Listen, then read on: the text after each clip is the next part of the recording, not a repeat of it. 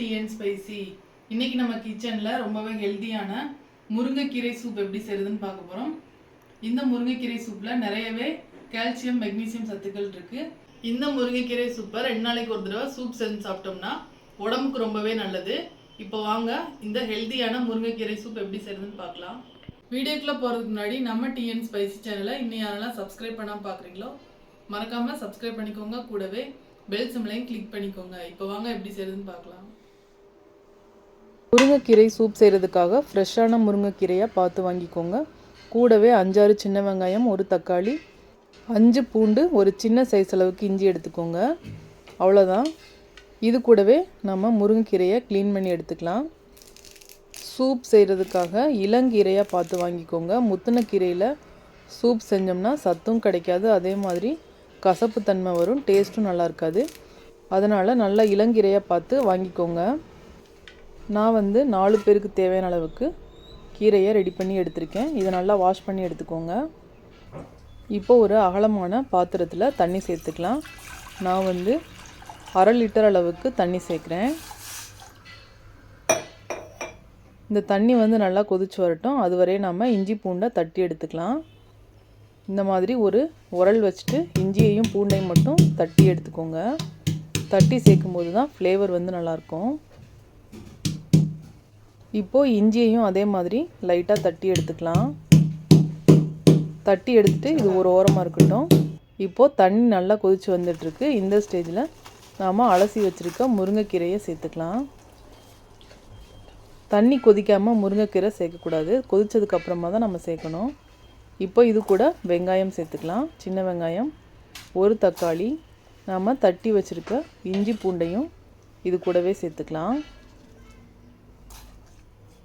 இது கூட 1/4 டீஸ்பூன் அளவுக்கு மஞ்சள் தூள் சேர்த்துக்கோங்க. 1 ஸ்பூன் அளவுக்கு சீரகம் சேர்த்துக்கலாம். 1/2 ஸ்பூன் அளவுக்கு மிளகு சேர்த்துக்கலாம். ஒரு தடவை நல்லா கலந்து விட்டுக்கோங்க. இது ரொம்ப நேரம் கொதிக்க தேவையில்லை. ஏற்கனவே நம்ம தண்ணி நல்லா சூடு பண்ணியிருக்கிறதுனால முருங்கைக்கீரை ஒரு 10 நிமிஷத்துலேயே நல்லா வெந்து வந்துடும். இப்போது 1 ஸ்பூன் அளவுக்கு மல்லி விதை சேர்த்துக்கலாம். இதை சேர்த்ததுக்கப்புறமா ஒரு 5 நிமிஷம் மட்டும் கொதிக்க வச்சுட்டு அப்படியே நாம் ஸ்டாப் பண்ணிடலாம். இப்போ பாருங்கள், லைட்டாக கலர் சேஞ்ச் ஆகி வந்திருக்கு.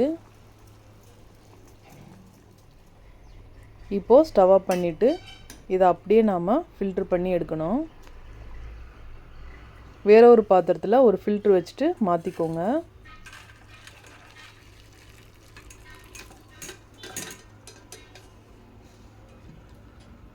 தண்ணி நம்மளுக்கு தேவைப்படும். அதை அப்படியே வச்சுட்டு நாம் மிக்ஸி ஜாரில் இந்த முருங்கைக்கீரையை சேர்த்துக்கலாம்.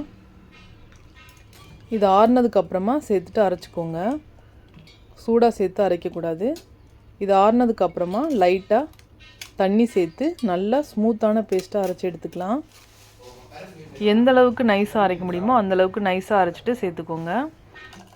இப்போது அரைச்சதுக்கப்புறமா நாம் ரெடி பண்ணி வச்சுருக்க முருங்கைக்கீரை தண்ணியிலையே அதை சேர்த்து மிக்ஸ் பண்ணி விட்டுக்கலாம். கூடவே 1 டம்ளர் அளவுக்கு தண்ணி சேர்த்துட்டு திரும்பவும் அடுப்பில் ஹீட் பண்ணிக்கலாம். தேவையான அளவுக்கு உப்பு, 1 ஸ்பூன் அளவுக்கு பெப்பர் சேர்த்துக்கோங்க.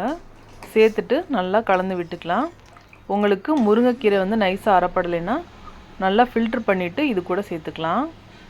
இப்போது லைட்டாக ஒரு 5 செகண்ட் மட்டும் இந்த மாதிரி கொதித்ததுக்கப்புறமா ஸ்டவ் ஆஃப் பண்ணிடலாம். நிறைய நேரம் கொதிக்க வைக்க தேவையில்லை.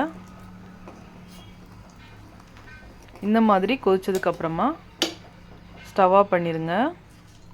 அவ்வளோதான். சூப்பரான சத்தான நோய் எதிர்ப்பு சக்தியுள்ள முருங்கைக்கீரை சூப் ரெடி ஆயிடுச்சு. இந்த வீடியோ உங்களுக்கு ரொம்பவே பிடிச்சிருந்தால் நம்ம சேனலை லைக் பண்ணி சப்ஸ்கிரைப் பண்ணிக்கோங்க.